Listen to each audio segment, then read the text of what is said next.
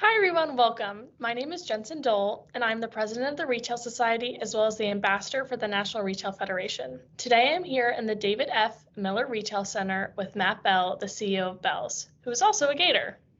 Bealls Inc. began in Bradenton, Florida, and has been operating for over 100 years. During this time, they have continued their goal with outfitting families for less. Matt is the fourth generation in his family to take over the business.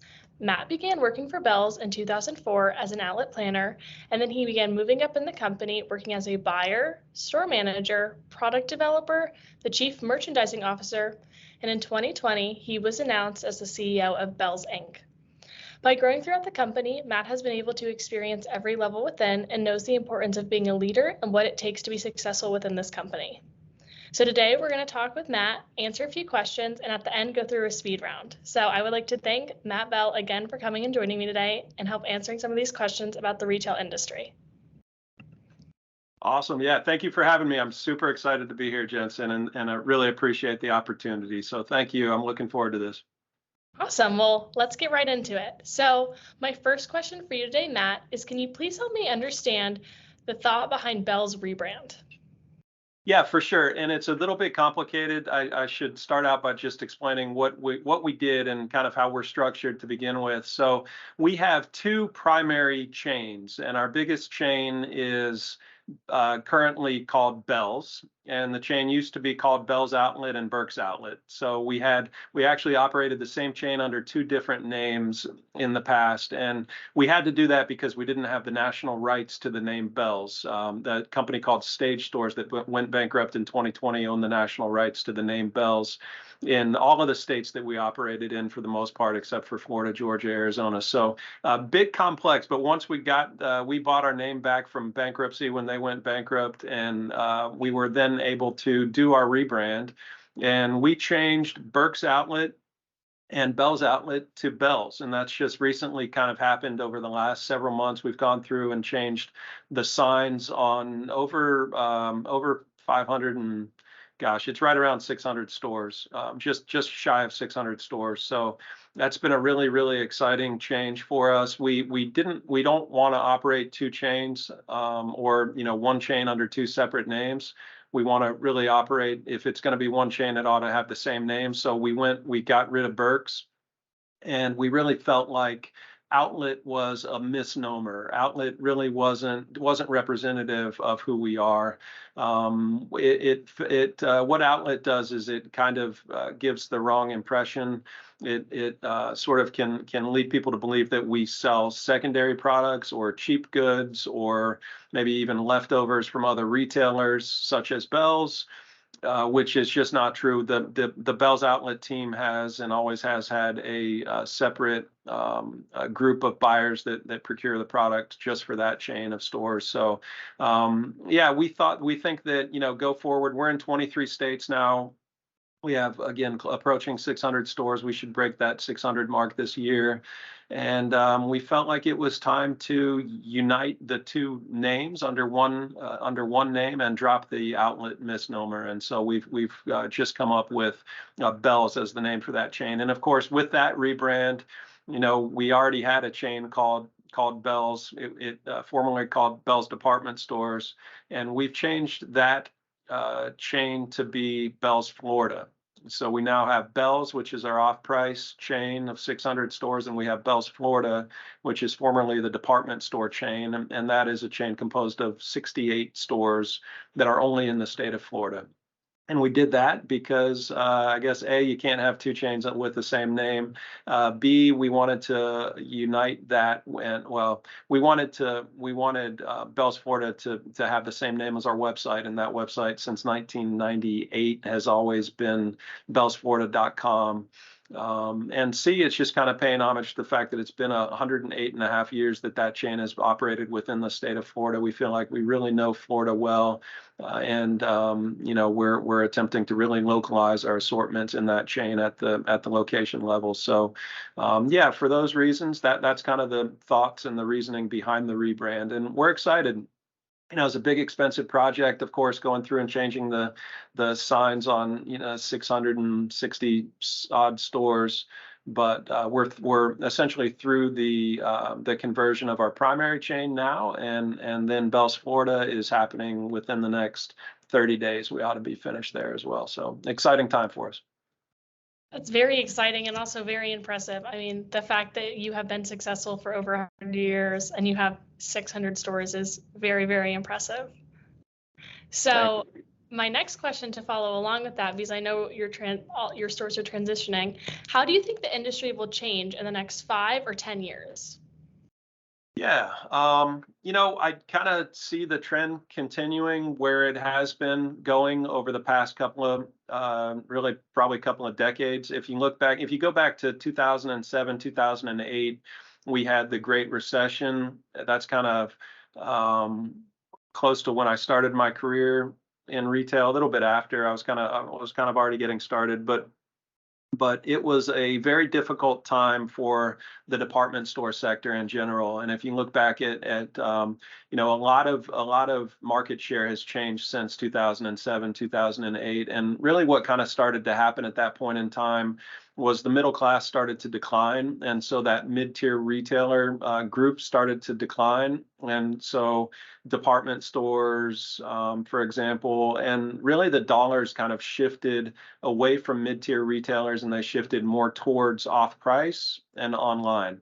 So when you look at the off-pricers of the world today, you've got TJ Maxx or TJX, which is TJ Maxx and Marshalls. You've got Ross, you've got Burlington, and then you've got Bealls as actually number 4 at this point. And so that wasn't always the case. If you look at like the market cap of TJX right now, it's $100 billion. If you look at the market cap of Kohl's, it's $2 billion. And Kohl's used to be a much bigger company. Macy's is, I think, 3 billion. Maybe it's 4, but right around there.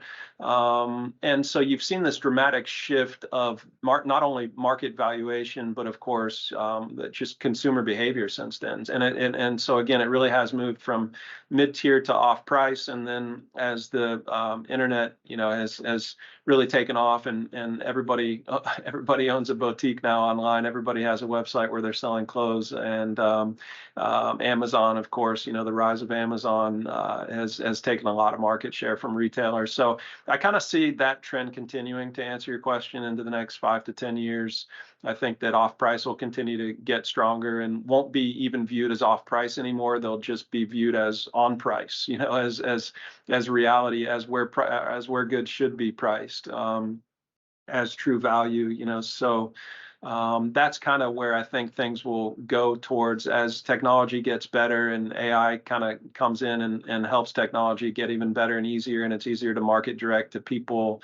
The internet will continue to take market share, but people won't get tired of shopping in stores either, to touch and feel goods and to be able to shop their local stores, support their local communities. And a lot of people do like that hunt, that thrill of the hunt, the kind of the treasure hunt mentality that exists within off-pricers today. So that's kind of what I see, Jensen. Amazing. That was an amazing perspective and an amazing answer. Awesome. So I guess, like you said, I mean, there's always ebbs and flows in retail. Some are super high, and then other things happen. Like you said, the market, 2007, 2008. So that leads me into my next question. What keeps you up at night about the industry? What might be stressful? Kind of what's going on? Yeah. So I guess, well, I mean, I sleep pretty good. So, I think in terms of planning, I'm not I don't worry. I don't worry about the future of retail. I'll plan for the future, but I don't get stressed out about it. I do that during the day, so I'm sleeping pretty good. But I think that in terms of changes and what's going to change, I think that we have a big legacy heritage business, and that is Bealls, formerly Bealls Department Stores, now Bealls Florida. And that industry has seen like I mentioned, a decline since really 2007. And so that business model is getting more and more difficult. It's getting more and more challenging to sustain. And so you see people going out of business in that sector. You see you see sales declining, and so I guess kind of we're not immune to that. Of course, the really the growth that's happened within our business has been within the off-price sector. Again, it's 75% of our business now. It's really been growing nicely, and so I guess when I think about what I'm mostly planning for would be that managing that business and just trying to continuously figure out ways to innovate that business and to make it relevant and to figure out a way to make the stores work. From a box stamp, from just the size of the boxes, the size of the physical stores, the footprints. They're a lot of them are 70,000, 80,000 square feet. It's a very, very large retail footprint for today's world, and because of it's difficult to maintain productivity at those levels on a productivity per square foot basis, just because the stores are so large. And so, that's why it's been difficult for people in that sector. So that's probably the biggest concern for me, I guess, at this point in time.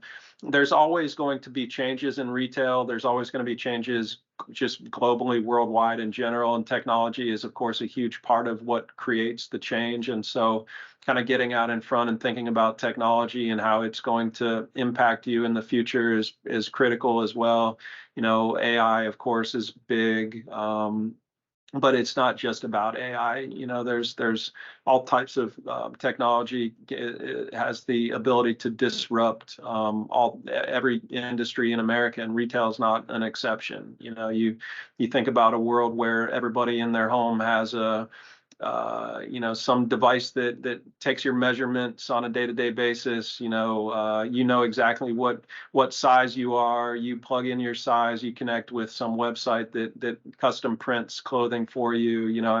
All of a sudden there's no need for a retailer anymore. So, I think that technology has always been the great disruptor, and it's really been amazing that we've kind of been able to ebb and flow for so long, while kind of embracing technology and allowing it to help us improve. And that's the goal go forward.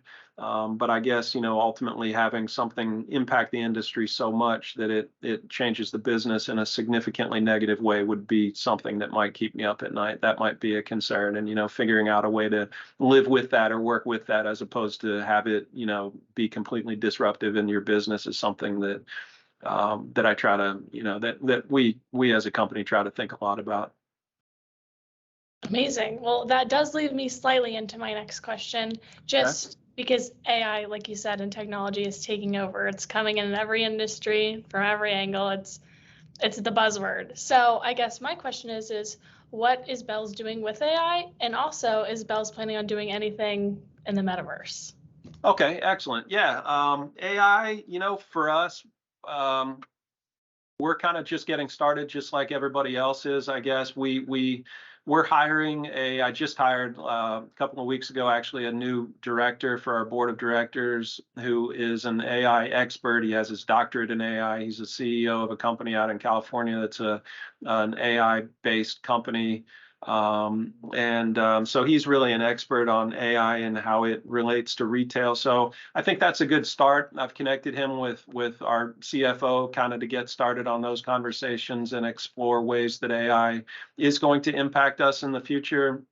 I think that AI is going to have a big impact on just guest experience in general. It already has when you look at things like chatbots, on websites and whatnot. But I think in terms of the supply chain, and specifically from your distribution center to stores, and thinking about how the product gets there most efficiently, planning and allocation is it's a big area for all retailers. And AI potentially has the opportunity to disrupt supply the planning and allocation function for all retailers. I think at this point in time, that's kind of an early indication on where it's going to come in and be the most disruptive initially. So what does that mean? AI has a way to, what does it do? I mean, it takes massive quantities of information and it's able to distill that information and make recommendations for decisions based on all of the information that it has. And it just has the ability to do that at a much faster and more accurate way than the human mind can, or human minds reading software can. So that's going to be disruptive. I think that in addition to that, we're kind of going to have to wait and see. I think that it should improve upon the guest experience just in total. Anywhere that companies have large amount of data that needs to be read and understood, AI can be a tool to help you do that. So, technology is I don't know if it's a friend or an enemy. Well, I guess we'll find out. At the we'll find out ultimately.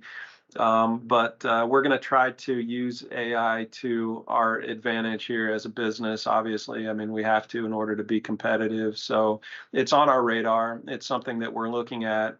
And the second thing that you asked about was the metaverse.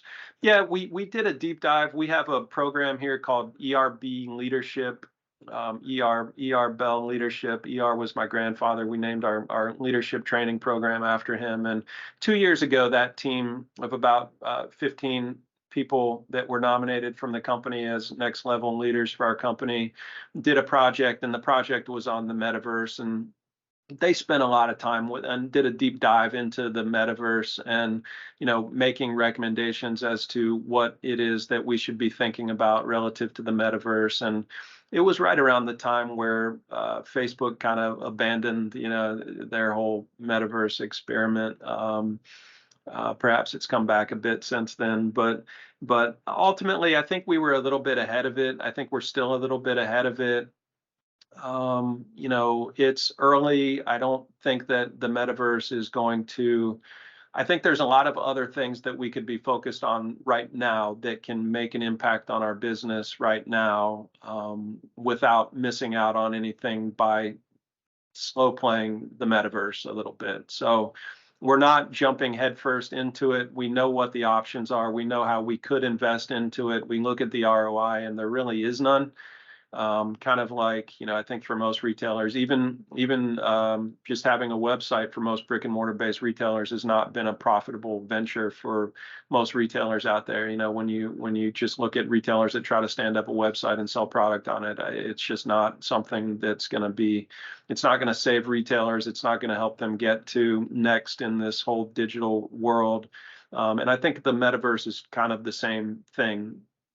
So you look at a lot of retailers that are failing, that are going out of business, that are struggling, and they're probably a little bit distracted by some of these shiny objects, like a website, like a metaverse, and less focused on their core brick and mortar guest experience and truly what it is that makes them special. And I think that's a big part of why you're seeing people struggle today, and why you're seeing people kind of go out of business in retail. It's one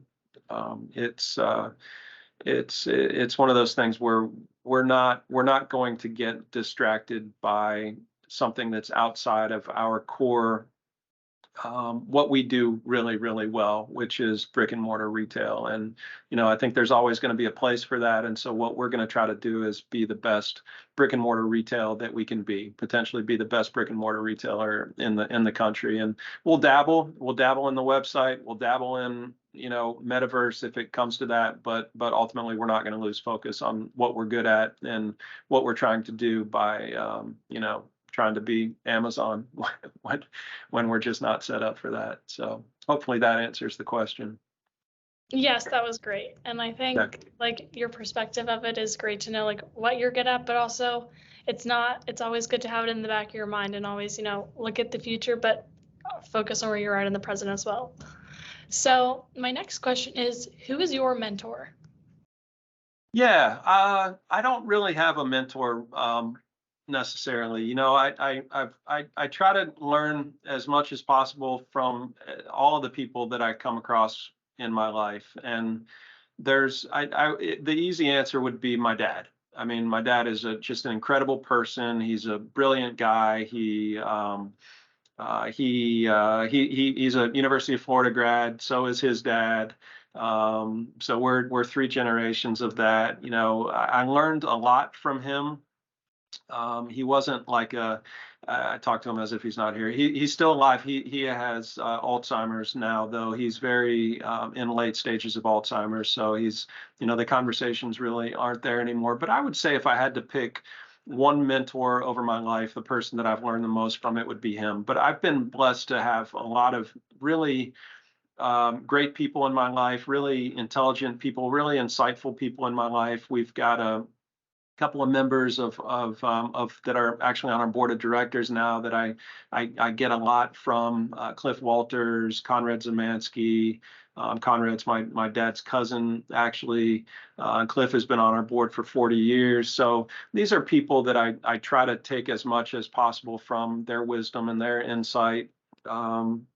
But I do try to stay open. I think my general philosophy is that if I'm super focused on one person, you know, following one person and their thoughts and ideas, then I'm not staying open to the various possibilities that exist when you kind of take life as it comes out at you, and you're taking as much as you can from everybody that crosses your path. So Thank you. That was great. yeah, you're welcome. So my next question is focusing on a different aspect of Beall. So can you talk to me about Rugged Earth Outfitters? It's one of your subsets on your brand. And can you dive deeper into REO and what's up with that side of the business? Yeah, for sure. Absolutely. Would be happy to. It's a very small component of our business. You know, it's only 6 stores and the volume is relatively low per store. They're small stores. They're 4,000 square feet, 5,000 square feet.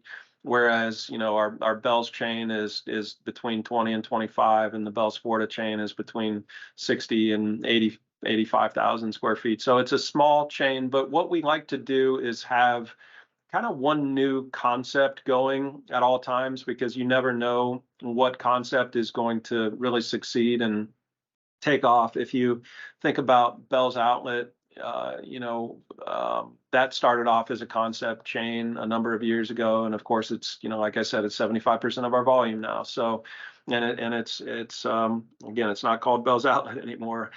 So you never know how things are going to change and evolve and grow, and so we like to have one new kind of business going at all times. And for us right now, that's Rugged Earth Outfitters. It started off as a 6-store chain that we were kind of playing in that mid-tier price range, and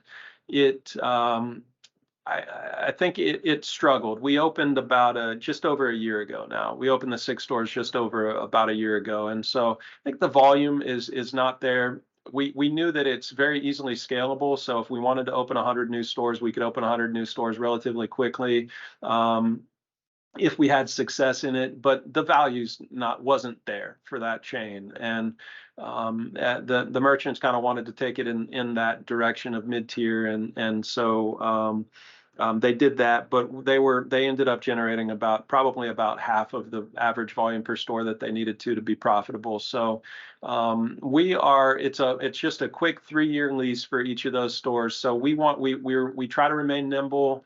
The kind of the mastermind behind that chain actually left, and so about a week later, I took the opportunity to take that thing and get the value right. We took it down to we took five out of the 6 stores, and we changed it to essentially an off-price model where we're now sourcing the product from our Bealls stores, and so it's still an outdoor chain. It's focused on outdoor. There's also some active tossed in there now, but it's essentially an outdoor chain, and 5 stores, but with an off-price spin to it, with an off-price slant to it. So when you walk in there now, you're going to have incredible value, and so we're going to see if that works. Again, we have 2 years on the leases. We have seen nice increases to sales, but it's only been really just a few, just a month or so that we've been able to make that change happen to those 5 stores. But I'm excited about just just a quick sales trend change that we've seen there. And then for the other store, the 6th store, that one's in Okeechobee. The rest are out of the state of Florida. The 6 is in Okeechobee, and we decided to convert that one to a Real Legends store. So Real Legends is our biggest exclusive brand, private brand within Bealls, Florida. It's actually Florida's #1 fishing brand. It's larger than Pelagic and Hook and Salt Life and all of those brands in the state of Florida. So we converted. We thought that, hey, maybe what if we open a Real Legends store and we surround it with some of those other national brands? And so we're going to do that. Yeti and some others are going to be in there as well. And we just opened that again. The grand opening is actually the first part of November, but we just converted the assortment over to Real Legends within the last few weeks. So we kind of now have taken REO from what wasn't working, and we converted it into 2 chains that we hope have the possibility of working. And so now we have kind of 2 new startup companies that have the ability to, if they do work, they're very scalable. We would be able to grow those very quickly, open dozens of stores at the same time. So we'll see what happens there. I'm optimistic about it, but it's very, very early on. So I'll know more. I'll know more in several months.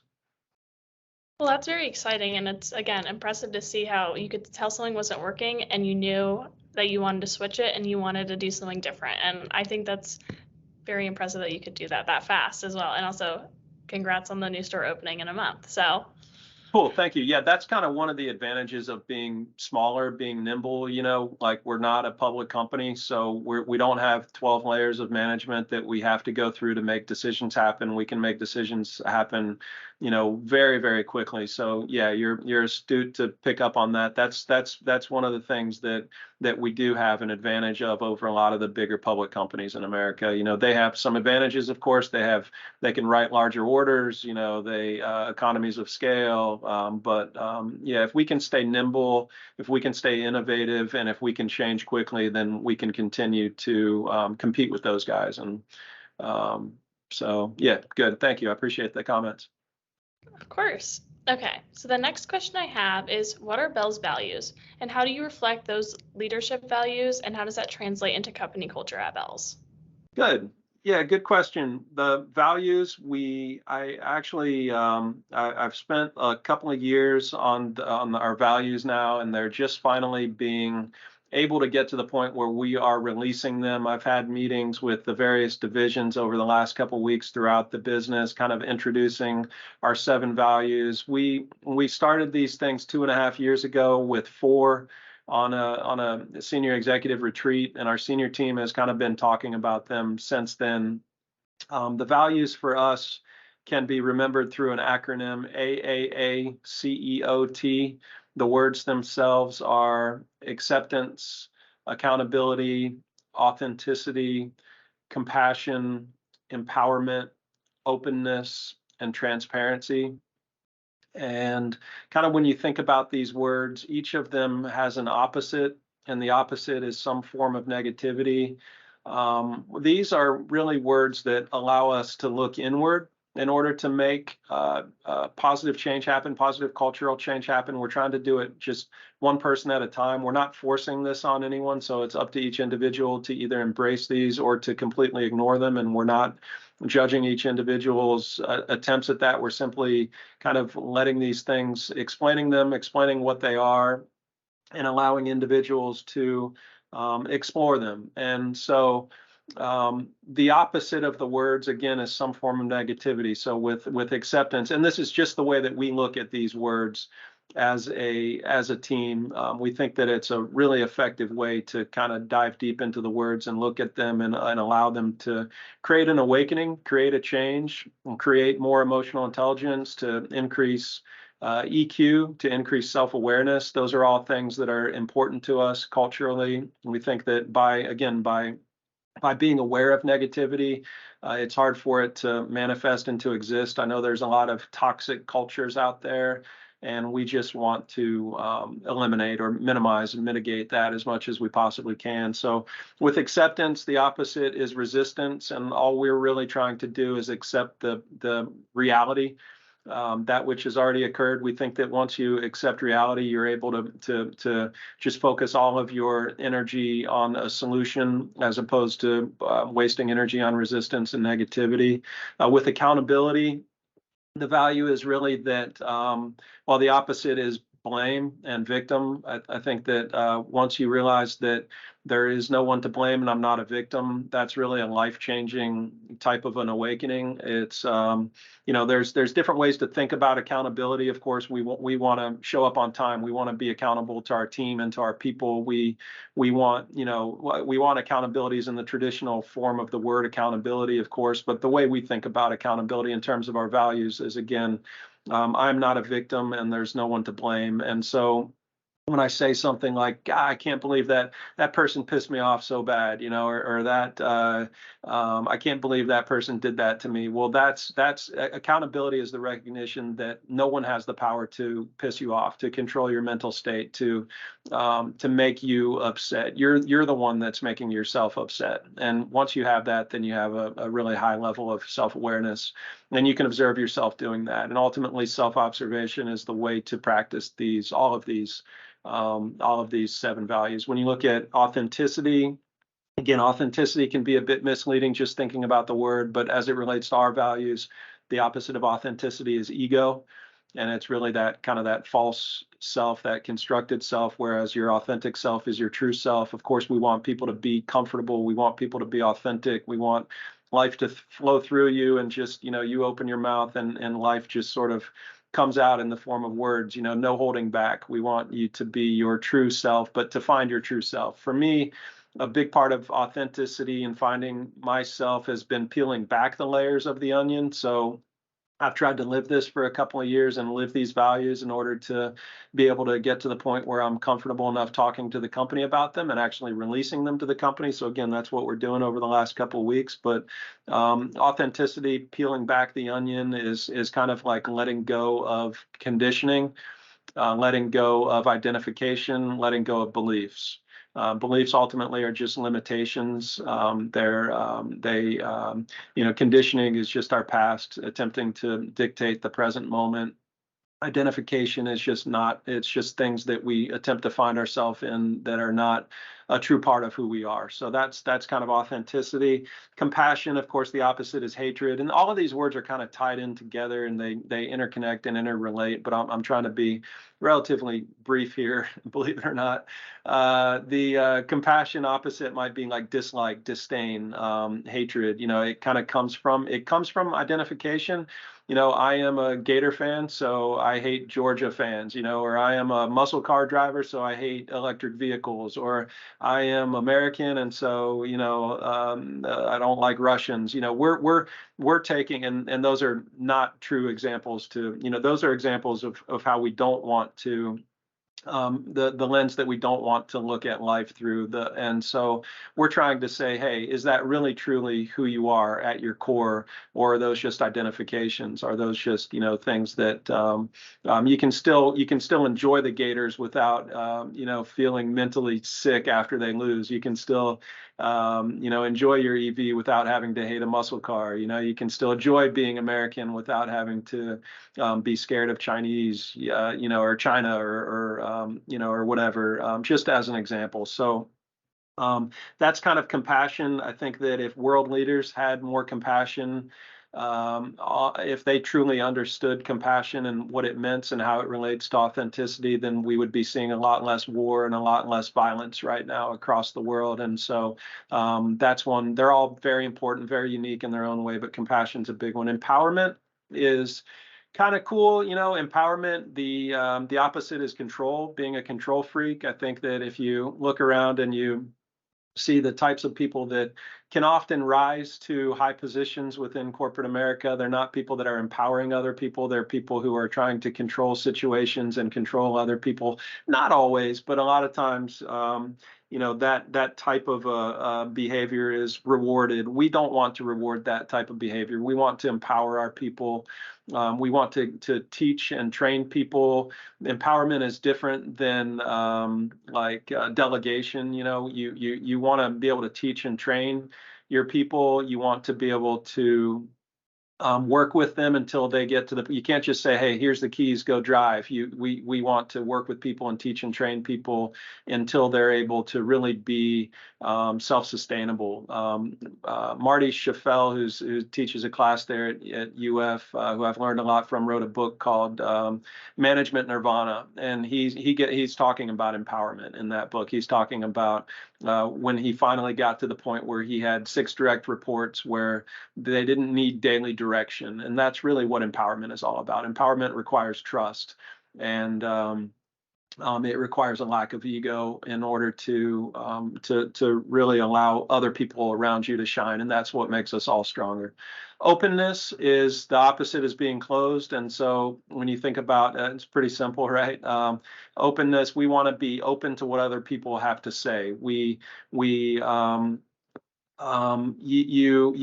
we take things to belief, when we get to beliefs, that takes us to, I am 100% sure of something, and I'm tying my identity to some thought or some, way of thinking. And we're saying, when we believe something, that I'm in sole possession of the truth. And so that eliminates our ability to be open. And so we're trying not to be that way. We want to be open to other people's thoughts and ideas, and really to listen to people. So openness has to do with how we hear other people and how we digest information. Openness is a big critical value for us. Like Einstein would say, one of his famous quotes is, if you have an hour to solve a problem, you would he would like to spend 55 minutes on the question and 5 minutes on the answer. And that means he's being open to solving that problem. And he's really thinking about that problem in a lot of different ways until it's time to finally make an answer. And so, the answer is the easy part. Obviously, we have a chain of command. Eventually, a decision has to be made. You don't just stay open for, endlessly. You have to ultimately, make a decision and move forward. But if you're empowering people to be heard, and if you're really hearing and open to all information, then you're going to make the best possible decision. And then the last one is transparency. And transparency is, again, just kind of how you communicate, not holding back, not keeping secrets. If you're holding stuff back, again, you can be doing that a lot of times for the self, so that you can be the smartest person in the room, so that you can be the most knowledgeable. It's again about ego. And so when we speak, we just really want to speak from the heart. We want to be as transparent as humanly possible. And so that's kind of that one. I've talked a lot about these, so I won't get into too much more detail on that one, but those are our values, and we're really excited about them, and how they have the power to kind of change us culturally, but have the power to change us individual by individual. And of course, a company is just a group of individuals. And so with all of us working on self-awareness and emotional intelligence, we think that we have the power to really create the best culture in America. So, and it's not required. Nobody's, graded on this or judged on this. Judgment is not a part of what we're trying to do here. It's all self-reflection. It's all, people have the power to kind of look inward and work on these things themselves. So that's the values. Well, thank you for diving into those. I know for me and many other students, we're starting to look towards companies that we're supporting, we want to intern for, we want to work for, that are really strong in their values. And I can tell by the way that you speak on them and the way you speak on them in depth, like it's something that's passionate for you as well as Beall. So I really appreciate that. Awesome. Yep. Yeah, it for sure is. For sure. It's been a crazy journey for the last couple of years, diving into these things and trying to live them, and trying to really understand them. So yeah, thank you. I appreciate your kind words. Of course. Okay, so this is a more fun question, but what's a recent book, podcast, or resource that has changed your perspective on life, retail, or Bealls? Okay, good. Yeah, good question. And it kind of ties into the last question a little bit, because in learning about the values, I've really dug into a couple of books by a couple of authors. One is actually a local Alachua or Gainesville author, Michael Singer.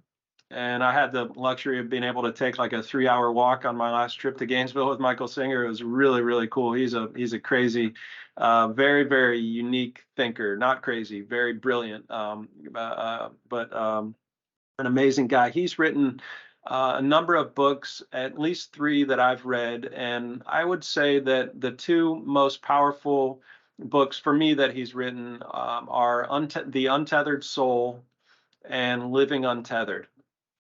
And so The Untethered Soul, the first 3 chapters of that are mind blowing. They're absolutely like incredible, and it's all about the voice in the head and stopping listening to the voice in the head and or just observing it, but how that can change your life, how that kind of, and it ties into authenticity. You know, we a lot of times we identify with the voice. We think that we are the voice, and his point is we're not the voice. We are the observer of the voice. We're the mind is just a tool. It's something for communication. It's something for memory recall. It's something for problem solving, but it's not who we are. And so essentially the way I think about it now is the mind is just another technology that we've become addicted to. And so that book was really life changing. Again, that's Michael Singer, Untethered Soul. And then Living Untethered by Michael Singer. And then I dove into 2 books after that from Eckhart Tolle. Tolle, that were completely life changing as well. One is The Power of Now. And The Power of Now is all about the present moment and living in the present moment. And it's, again, they're very highly related. I would say that Tolle is more of like, it's like he's like a master's degree, whereas, I think Singer is much more relatable and easy to understand. So Tolle is a lot more advanced, but The Power of Now is about your mind. It's about the present moment and how stress and pressure and fear typically come from when your mind has taken you into the future, some future imaginary event. And sadness and depression are kind of where your mind has taken you into the past. And but it's much deeper than that. That it's just it's an incredible, insightful book about the power of the mind and the power that we have to live our lives and not have ourselves be controlled by our minds. And so that's probably the most powerful single book that I've ever read, is The Power of Now. And then maybe the most insightful book that I've ever read is A New Earth by Eckhart Tolle. It's his follow-up. It's a more recent one, and that really dives deep into the ego and the content of the ego and the structure of the ego and just kind of the nature of reality as seen through the eyes of Eckhart Tolle. And I would say that each of those 4 books have caused significant awakenings for me personally, and have changed the way that I view reality. And they've led to a lot of the things that they've led to a lot of the values. I'd say that the values are kind of visible within those books in different ways at different times. And I think I had to read the Tolle books probably 5 or 6 times. I'm not a big reader. I actually listen to those in my car. I used to be a reader when I was a kid, but now I kind of listen to Audible and whatnot. More often, but yeah, those are some incredible books that for me personally have been life changing. So. Great. Well, I definitely should check those out. Those sound Yeah. very interesting, very thought provoking. They are, yeah. So, And they're not for everybody, and they're not for everybody at I don't know if I was 22 years old what these would have meant to me. Like I don't know if I would have been ready for them coming out of college. Maybe I would have.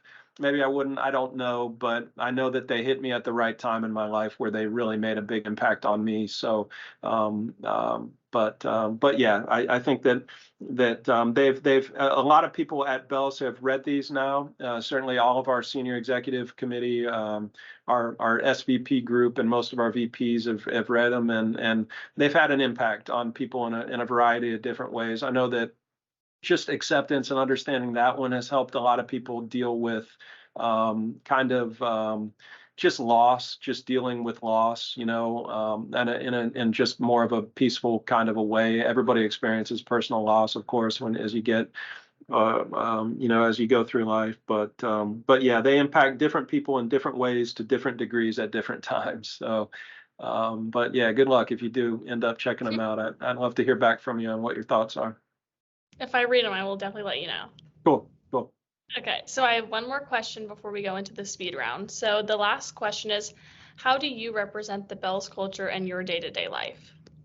Yeah, I mean, so I just and I couldn't have always said this, but I try to live the values as much as I can. Again, for the last couple of years, I wasn't going to be comfortable releasing something until I was understanding what they were and kind of began to practice them. So just give you an example, I'm getting out of my car yesterday and I got a bag full of groceries and walking into the office and everything just falls out of the bottom of the bag, and it's like glass shatters on the parking lot, and so I could have reacted in the past. I would have probably got upset, and now, with acceptance, with accountability, with understanding what those words mean, I'm able to just focus my energy on the solution. Just okay, let's go inside, let's get a plastic bag, let's come back out and let's pick it up. And so I guess just kind of a different way of carrying myself, and we're all human, and so we're all going to have those moments of where we are reactive, where we are spiritually unconscious, and so that's going to happen to people, and it's that's okay. That's just a part of the human experience, and but our ability to sort of observe those times and learn from them and reduce their frequency is kind of what I've been trying to work on over the past couple of years. So when you think about like authenticity and identification. I have quit drinking for the first time in my life. Like I don't have alcohol anymore. I don't play video games. I kind of stopped listening to the voice in the head when it said, "Hey, it's Friday night. It's time to have some wine." I was always very identified with wine. My dad was as well.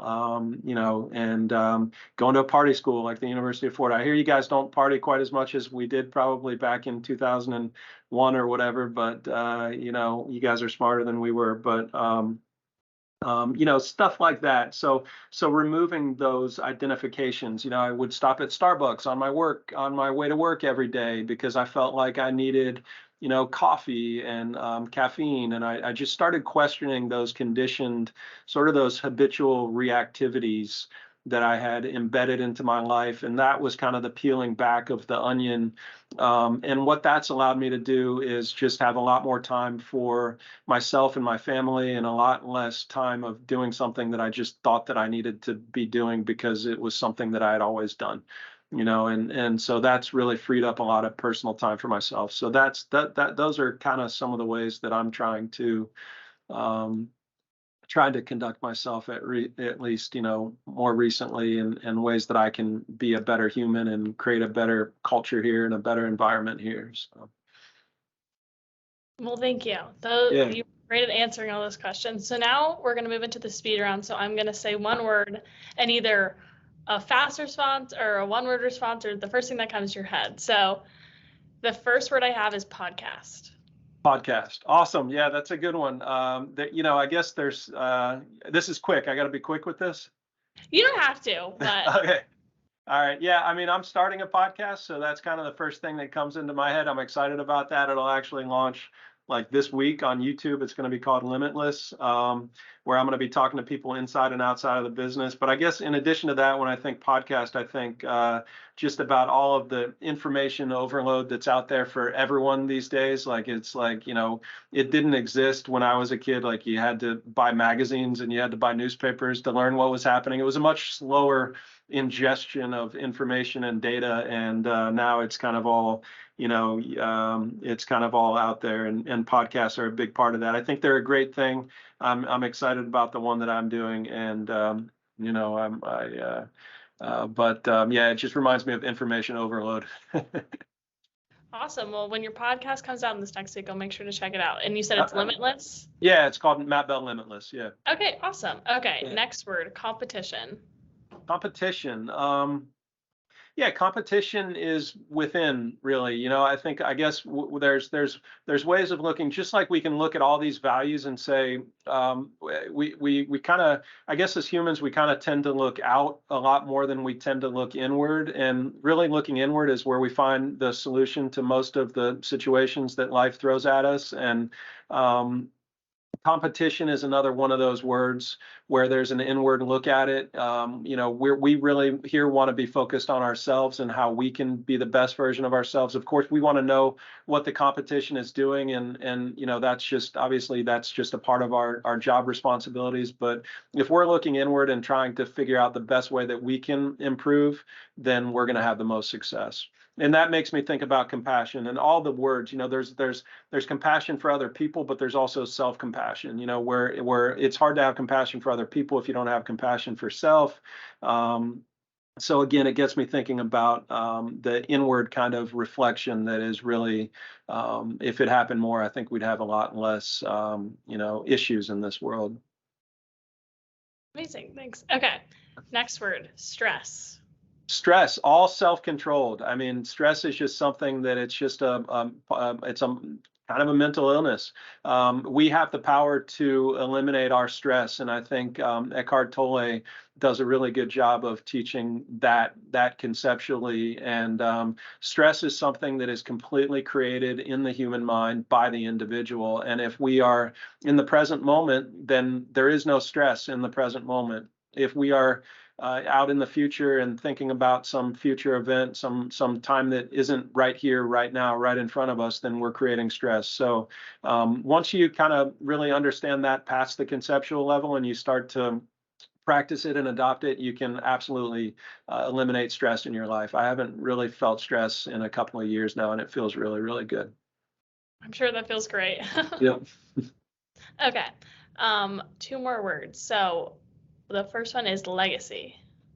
Legacy. Yeah, I mean, so I want to be respectful, I guess, to the people that came before me in the company, for sure, because it's for 108 and a half years to be to never quit on the company is just that is a really, really cool thing. I feel like I'm grateful to them and thankful for them and their attitude and the way they carried each other. I mean, you only have to decide one time that you're gonna quit, and then that's forever. But you have to wake up every day and say, I'm going to keep doing this thing.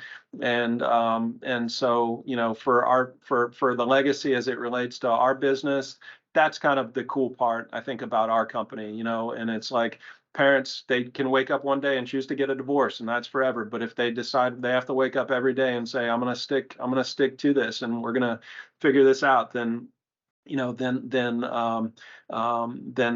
that's obviously a much more difficult thing. But that's where I think that's what legacy kind of means to me, I guess. But again, I try not to spend too much time in the past. I try not to spend too much time reflecting or thinking about the past. When I think about the future, I try to do it now. When we have to plan, of course, but if we can plan in the present moment, then we can limit stress and make sure that our legacy continues on well into the future. Great. Okay, so I have one more question or one Okay. more video, and the last word is lesson. Lesson.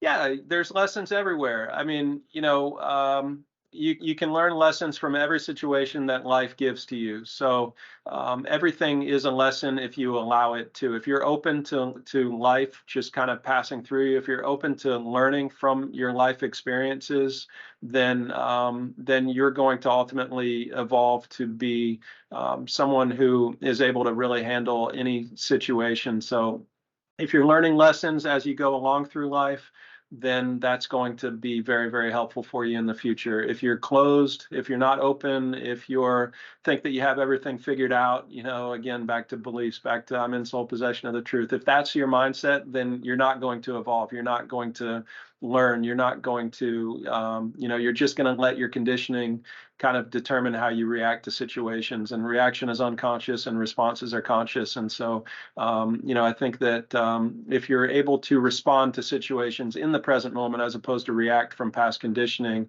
then you've really taken the time to learn lessons from life situations that have happened to you. And it helps you navigate life in a much more rational, much more peaceful way.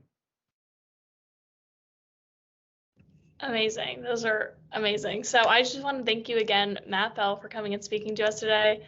I could just tell your passion for bells and the industry and just everything felt so genuine, and it was just amazing to speak to you. And I want to thank you so much for speaking to me today. Awesome. Awesome. Yeah, I appreciate that. Appreciate that feedback very much. It was a lot of fun speaking with you too. I'm happy to do it anytime. I love the University of Florida. I love everything you guys are doing there, and you're an excellent interviewer. So really appreciate your time as well. Of course. Thank you. Good. That's a wrap.